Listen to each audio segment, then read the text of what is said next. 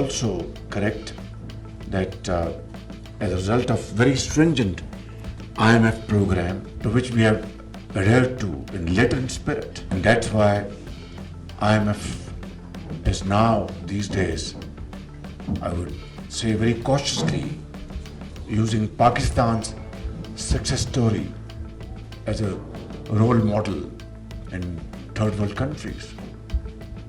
And now we have to move forward towards growth. I'm meeting IMF Managing Director after this interaction, and we will discuss very frankly our achievements, our structural reforms, privatization, those entities which were bleeding our economy. And being a former banker, I will also say debt is not a bad word. It's a question of how the debt is going to be used. If we take on debt and it goes into consumption versus debt, which for countries like us goes into investment, which produces exportable surplus, then I think it's the right thing to do.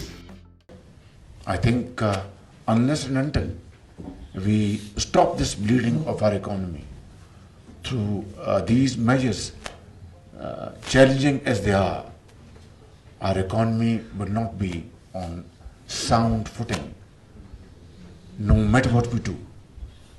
So I think this is a result of collective efforts, and it may sound to you a bit odd, but I have to say with fullest force at my command that these achievements have been made through collective efforts, through teamwork, and that means that complete harmony between political hierarchy and military hierarchy. If we have to get rid of our mounting debts, both foreign and internal, if we have to alleviate poverty, unemployment, if we have to make our country prosperous and progressing by every moment, then there has to be a sense of understanding between various stakeholders, a sense of ownership, and a sense of purpose to move forward. Inshallah, Pakistan is at a cross point where it is about to take off in terms of its growth, because we are a country with 240 million people. We are a country with a youth bulge, which, as I said, is a great challenge as well as an opportunity. And we are absolutely committed to convert this into an opportunity by providing them all those tools and opportunities. This is also correct that as a result of very stringent IMF program to which we have adhered to in letter and spirit, and that's why IMF is now these days, I would say very cautiously, using Pakistan's success story as a role model in third world countries. And now we have to move forward towards growth. I'm meeting IMF Managing Director after this interaction, and we will discuss very frankly our achievements, our structural reforms, privatization, those entities which were bleeding our economy, like, for example, utility stores, which would offer substandard goods to the common man, has been completely shut down. I'll just take a more emerging market perspective, and certainly in the context of Pakistan. And being a former banker, I will also say debt is not a bad word. It's a question of how the debt is going to be used. If we take on debt and it goes into consumption versus debt, which for countries like us goes into investment, which produces exportable surplus, then I think it's the right thing to do. Having said that, in emerging markets, we do not have the luxury of having reserve currencies. We cannot print our way out of the whole discussion. So whatever we do, whether it's on the debt side or on the FDI side, it has to be market efficient, which means it comes in and we can take on more debt, but everything that we take on has to be seen in the context of exportable surplus so we can repay it, right? If you bring in debt and it's all in terms of projects which are, in our case, rupee denominated, well, then we run an FX risk, and that's where so there is a currency mismatch discussion, and there's a consumption versus investment discussion. And the last thing I would just say is, we talk about emerging market debt, etc. The question is, how did we get here to start with, right? And from my perspective, it starts with fiscal discipline, right? If your revenues and expenditures are matching, well, then the requirement for borrowing and whatever you do and how you phase it out remains to be seen. So it's less about the debt, and we can say, debt is unsustainable, but how did we get to that unsustainable space? It's all about fiscal discipline, and especially in emerging markets, especially in the case of Pakistan, we don't have a choice but to maintain fiscal discipline. And therefore, we have brought our debt to GDP ratio down from 75 to 70%. And in the last year, we have had primary surplus, we have fiscal surplus.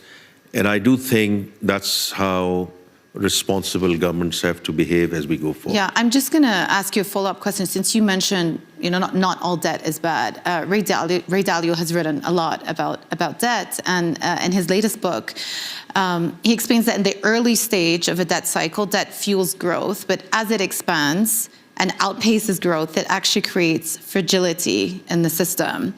So given now we're in an environment where debt is being rolled over at even higher interest rates than before, than a couple of years ago, are we at the point where debt is actually constraining growth as opposed to boosting growth? Yeah, I think to a certain extent, we are now actually on the right side of the rate cycle. The rates are actually coming down. Of course, the panelists here will talk about the US situation and overall the European situation. But again, in the context of emerging markets, but certainly in the case of Pakistan, because we, over the last 2.5 years, our inflation peaked at 38%. It's now into single digit. Our policy rate was a little over 22%. It's now 10.5%. So we are actually on the right side of the rate cycle, and therefore we have been able to bring the overall debt down. We have to be, on the domestic side, we have created alpha, we have done liability management trades, we have done debt buyback. All of this is helping us on the domestic side. And quite frankly, we are now going back into the commercial market. For the first time, we are going to do an inaugural Panda bond by the end of this month. And it's all in the context of sustainable finance. I know these days, climate financing and green financing is slightly different from where we were. But as a country, we are again one of the most vulnerable climate financing countries. So this is going to be a green bond which is going to help us. And therefore, I'm going to say that, debt in itself is not bad. It's a question of what you do, how you do it, and what purpose you use it for. Yeah. For an emerging market perspective in general, coming back to my own country in particular, there are two aspects where debt becomes, and especially public debt discussion becomes very important. One is fiscal discipline or indiscipline, the way it crowds out the private sector lending. And I do think that's very important, especially in those countries where the emerging markets are very clear that the private sector has to lead the country. And therefore, the access to finance is very important, comes back to the fiscal deficit and the fiscal discipline that the government shows, because for the banking participants in general, capital markets in particular, it's sort of risk-free lending. You give it to the sovereign, even though we might be rated wherever we are rated, but technically on ground, domestic debt is risk-free. So we have to be very clear and careful that we don't really diminish the private sector lending and crowd it out. That's one part of it. The second part of it, in the emerging markets, there are a number of emerging markets, including ourselves, which I mentioned are essentially in the top climate vulnerable countries. Not necessarily because of emissions, but essentially in terms of adaptation finance. And that's where, I'll give you a concrete example. In 22, we had a devastating flood in Pakistan. And in last year, we again had a huge flood in Pakistan. So it's the frequency is increasing, the intensity is increasing. So climate change for us is real. I mean, it's not an academic discussion. It has a real impact on our GDP growth. It has a real impact on our resources.